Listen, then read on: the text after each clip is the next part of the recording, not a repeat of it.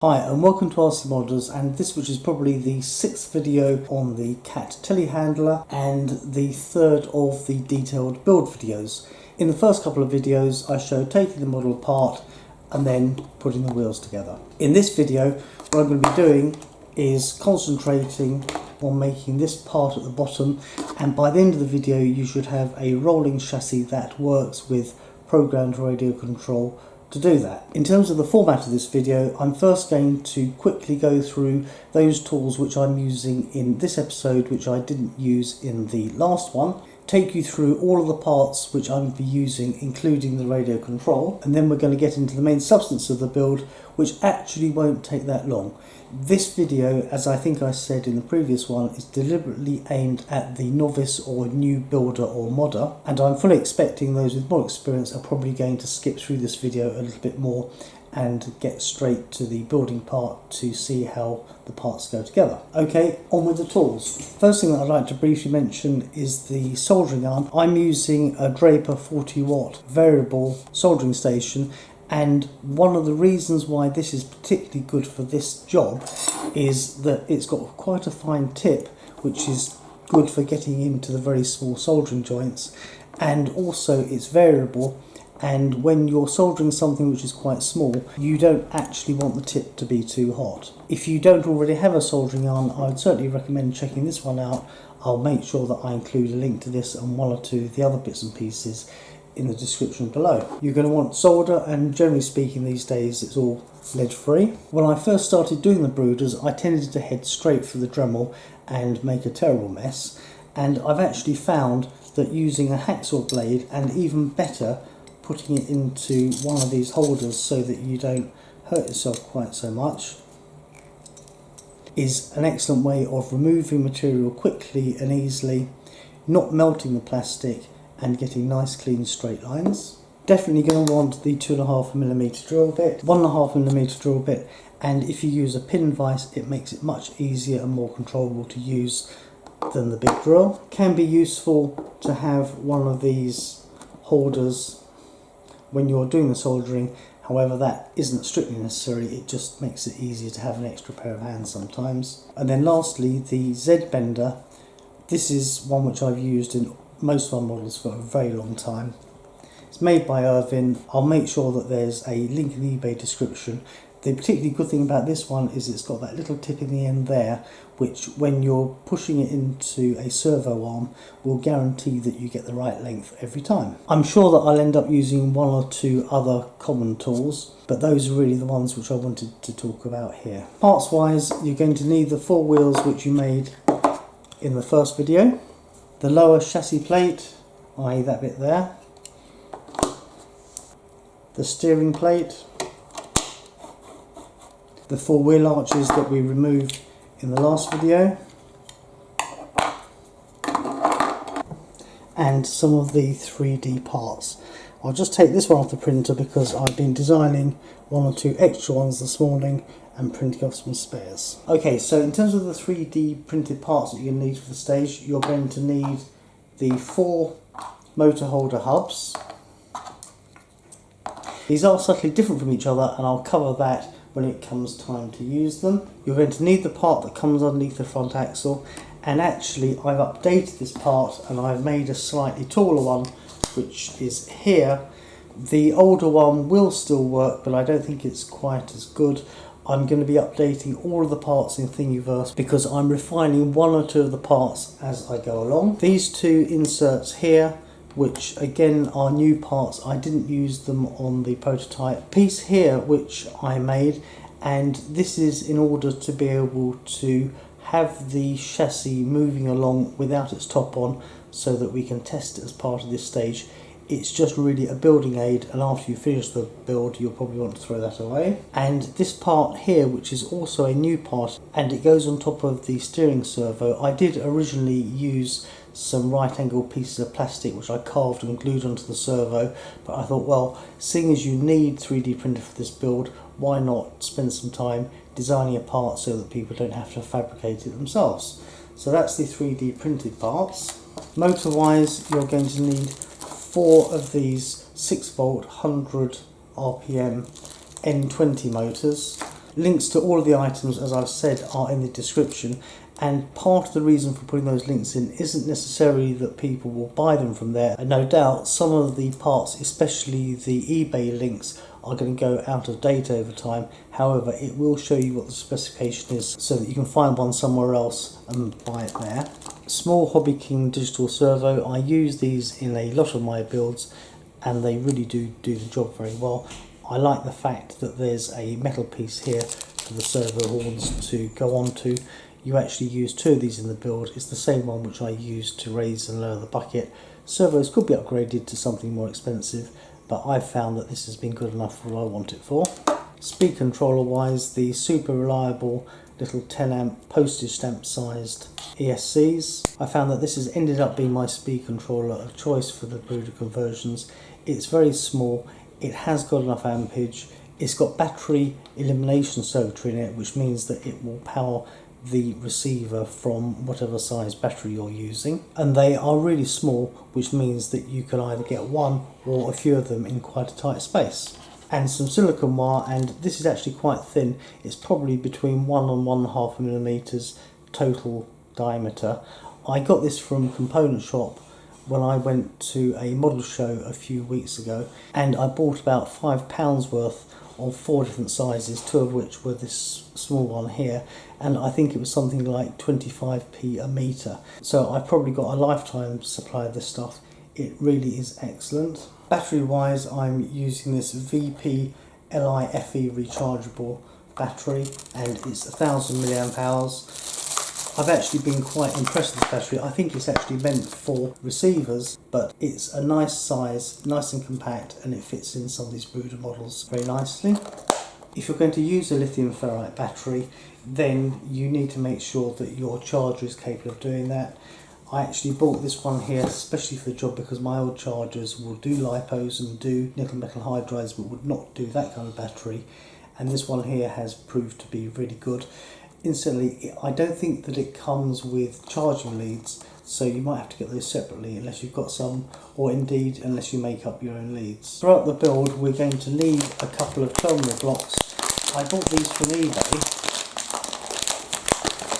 and for some reason about 4 times more of them turned up than I thought. I think that this was about £10, and we're only going to use 4 of these in total in the build, but they are handy to have. And usually I solder most of my connections, but terminal blocks allow me to have things which I can take apart without having to cut open, heat shrink and unsolder wires and then solder them back together again. The other thing is that it makes it really easy to swap wires around while you're testing which direction things are going. You're going to need 1 or 2 nuts and bolts throughout the build. In this next stage I think that probably a 15mm machine bolt, a 10mm one and a nut, all of the M3 variety, is going to be needed. 4 M3 washers and 6 M2 bolts, not terribly long, maybe 6 or 7mm long. And then last but not least, the radio control, and for this conversion I'm using the Turnigy i6S. I think that the same thing is actually marketed by Fly Sky as well. This is a very basic transmitter, but there are a couple of things which I really like about it. First of all, it has telemetry with the receiver, so it always knows what the voltage is in the receiver, and it tells you on the screen here, and it knows if the receiver is bound to the transmitter. These wheels here are actually quite interesting because normally where you have a channel controlled by a wheel, the channel will move in proportion to the wheel, but in this case here, if you move the wheel, the servo starts moving and stops moving when you let go of the wheel and actually stays in position. And for this particular build, that is absolutely brilliant. I'll come on to that later in the build. The other thing which I like about it is the price. It is a very basic 6-channel transmitter and it does everything which this model needs. Ergonomically, it feels nice in your hand and it's not big and bulky either. So I would certainly suggest that if you are building this model and you don't already have a radio control in mind, to have a look at this one here. Comes with a 6-channel receiver. It isn't too big or bulky, and you just need to find somewhere to put the aerials.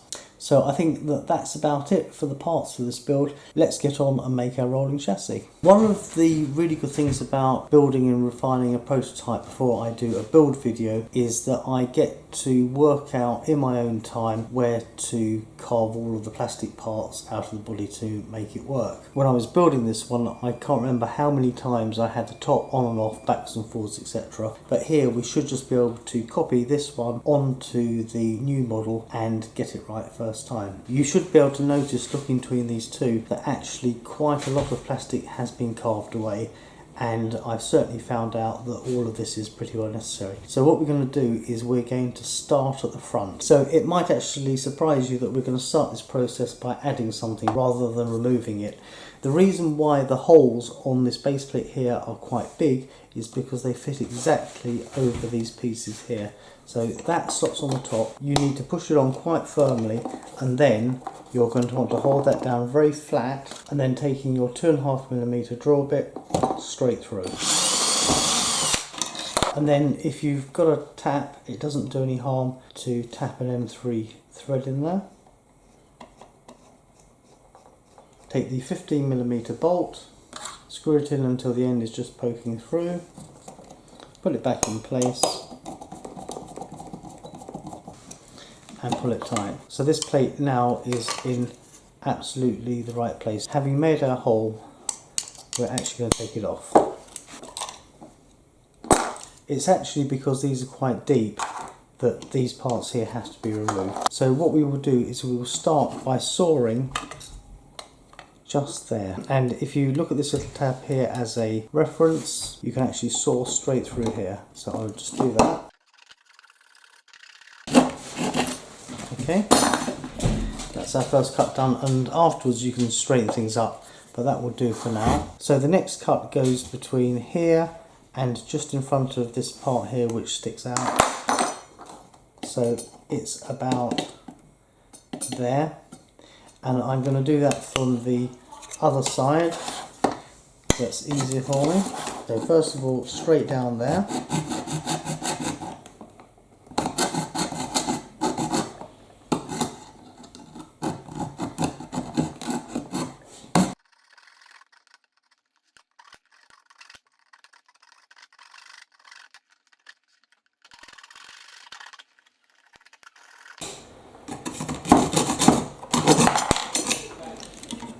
Okay, so that is our first cut done. For the other side it's very similar, although bearing in mind that the model isn't quite symmetrical. So on this side of this plastic piece here, and then you're going to cut diagonally through to there, making sure you leave this little tab here in place.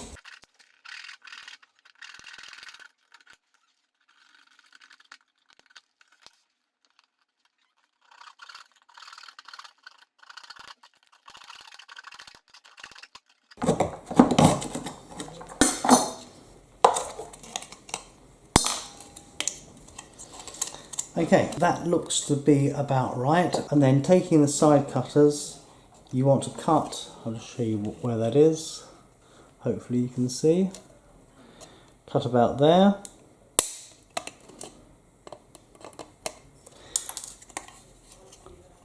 And similarly on the other side, but probably a slightly shallow angle. And that should be okay. All of this area here can be cleaned up afterwards with a knife or a file, etc. I think at this point here, having just done a little bit of a clean up, I'm probably going to want to put this piece back on again, making sure that we get it the right way around. And just checking on the other model, we have RC Modders is actually embossed into the 3D print there, and that goes on the right hand side. So we have the smaller hole on the left and the larger hole on the right, whilst looking from behind the model. So we'll put that back in there, and that's in. And as I said, if for any reason you found that the screw isn't gripping, you can always put a nut on the other side, but I don't think that that's going to be strictly necessary. I don't think that this part here is under great strain. I suppose it could be reinforced here. I don't feel particularly worried about that. When the body's on, it's actually supporting it anyway. Working from the front to the back, we're going to want to remove some of the plastic in here in order that the servo will fit in nicely. and we start by slicing here, and it's just really enough to get rid of this back piece here. And then just taking the hacksaw blade, you should be able to get in there, basically saw through it, and then pull it off with a pair of long nose pliers. If there's any cleaning up to do, just get in there with a knife and just trim out any stubborn bits which choose to remain. We do a similar thing over here on the other side, so let's just chop that.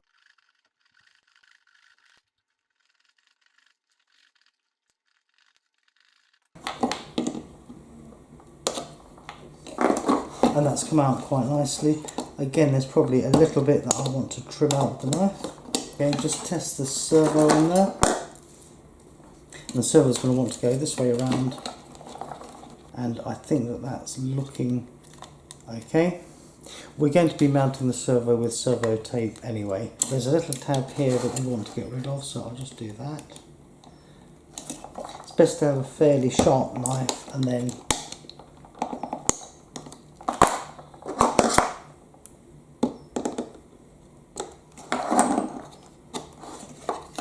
that will just come off. Okay, turning our attention to the other end, the first thing to do is to slice across here roughly level with that piece there, and to slice down level with this piece here. So just taking that square out all the way across.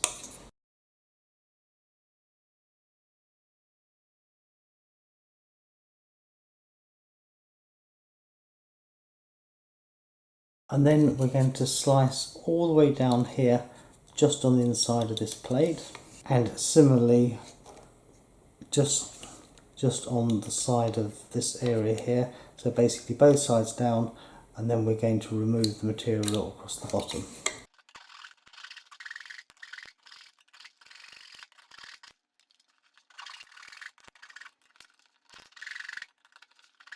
In order to get this piece out, the way that I would normally do that is simply to score a line with a Stanley blade, like so.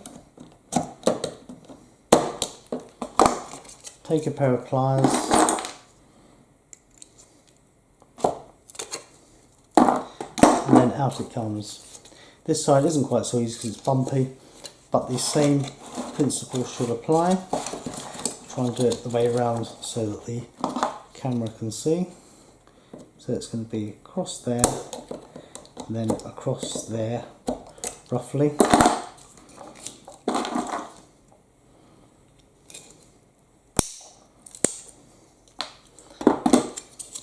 Okay, it's starting to look a lot more like the other model at the back. Then what I did find was that I needed to just come across this corner like that in order that the rear motor holders didn't rub, so I'll just do that.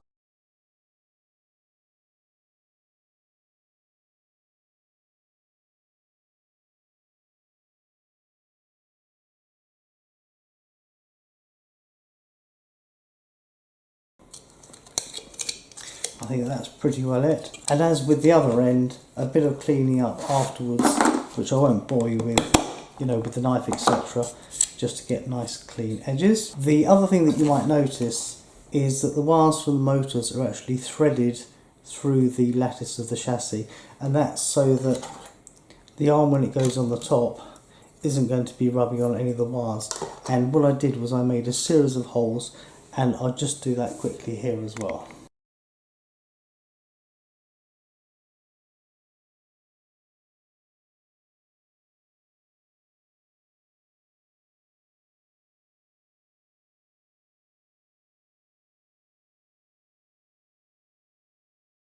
Right, I think that that's all of the holes which I made. There are a couple of bits which I think are probably worth removing.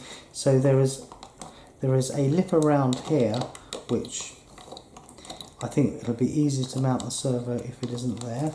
So I'll just get rid of that.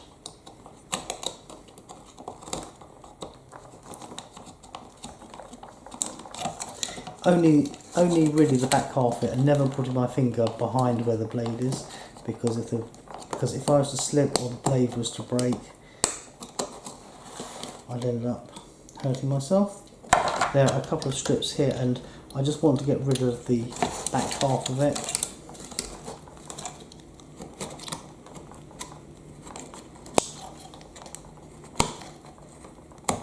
And making sure everything's completely flush at this end here where we removed some material slightly earlier.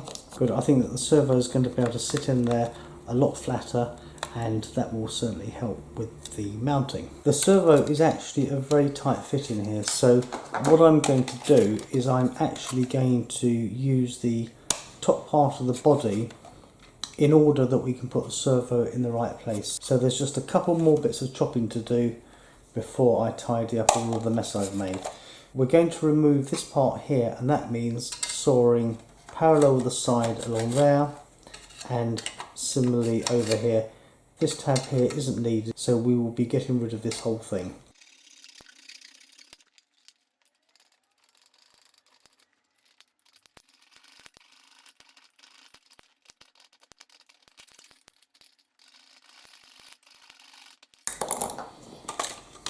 Again, it might be worth just going in there with a knife and cleaning that up. We'll be doing some more chopping of the body in the next video, but that should be enough for now for us to be able to fit the servo. Okay, so we're going to fit the servo next, because this is actually quite a good point to do it. I always like to clean plastic with isopropanol alcohol of the high purity variety. I'll actually put a link in for this as well. Things tend to stick much better because it gets rid of all of the grease. You're going to want to clean this side of the servo.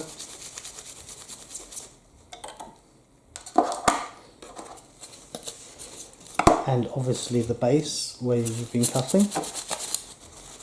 Just getting rid of all of the grease that might have been on your fingers while you were doing it. Make sure that you don't touch either of those two surfaces before you join it together. Some double-sided sticky tape. I tend to use the 3M variety of it. I'll try and find a link for that. There we go, so that's on there nice and flat, and I'll just get that ready to peel. Now this piece here is actually going to go that way around there when it goes into the model finally, but for this fitting stage it's actually easier to put it on this way around so that we can put it in, and you'll see what I mean in a moment. Take the top half of the body and the bottom, and this just slides over there, and if you remove the tabs as I did in the dismantling part of the series, it just clicks there and it's all sitting happily. I hope this is the right camera angle. And then peel off the tape, and you want to put this in so that it's pushing back against the pieces that we trimmed. Don't worry, I'll take this off in a minute so that you can see exactly what I'm talking about if that didn't sound very clear. So it needs to push right the way back, and you should be able to stick it down in one go.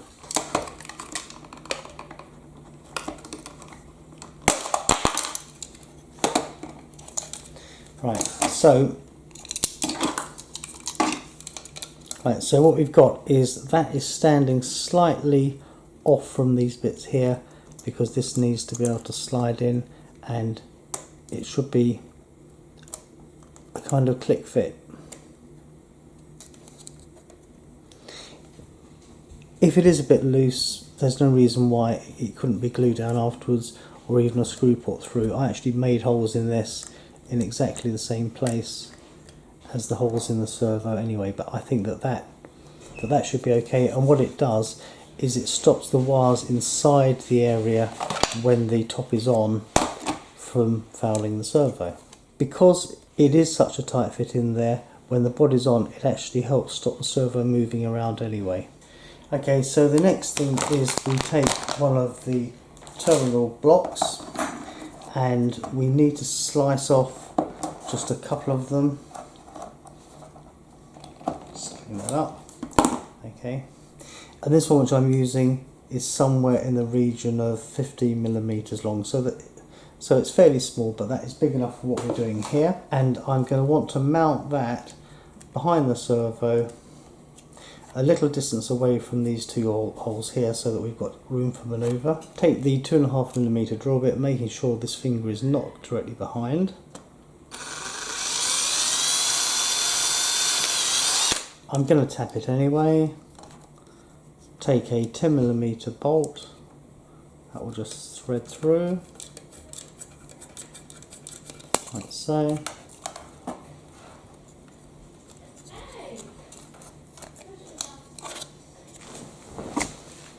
And then screw it up. That's held nice and firmly in place, and it's below the height of the servo, so I don't think we're taking up a disproportionate amount of room. Just before we start soldering, and so that I don't lose them or forget, I'm going to put the inserts into here, like so.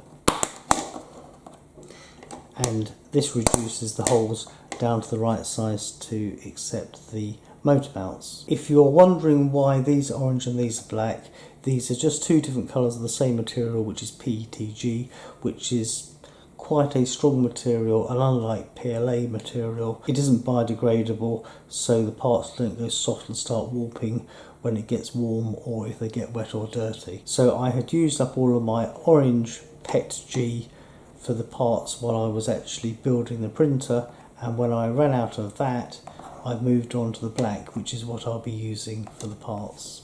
I'm going to slice along there to about there.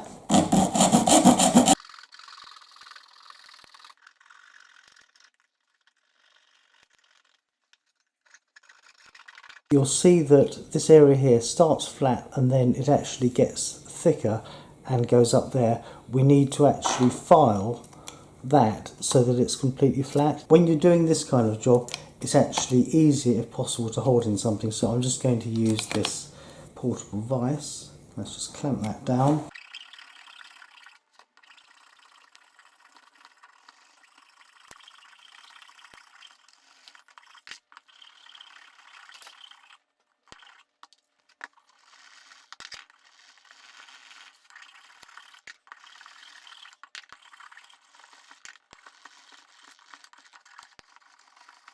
That seems absolutely fine, and I'm happy with that too. It's actually worth spending a little bit of time to make sure you've got absolutely smooth movement on these, because if you haven't, you're going to get sticky steering and that will just be really annoying. Okay, now if you're wondering which way around these things go and which ones go in which place, this is the correct way around, and the way that you can differentiate the ones at the back from the ones at the front is, if you look here, you've got a little tab, so you've got a tab, a long tab across the top, and then you've got a little tab here on the front ones, and on the rear ones you haven't got anything there at all, and that is in order to prevent fouling with the steering plate that we're going to put on in a minute. Just before we put the steering plate on, there's a bit of chopping to do, and that's to remove this piece here, so we're going to want to end up with one looking like that, so I'll just do that. Plus also we'll be wanting to put a hole in it for the servo rod, and that needs to be about 42 centimetres back from the front. Let's just mark that. So about 42 and about halfway across, which is about 10mm from the edge there. Be careful to make sure that you're measuring from the front and not the back. You can tell the difference easily enough. The back has got these elongated slots, the front has just got holes in it. So using the 1.5mm bit,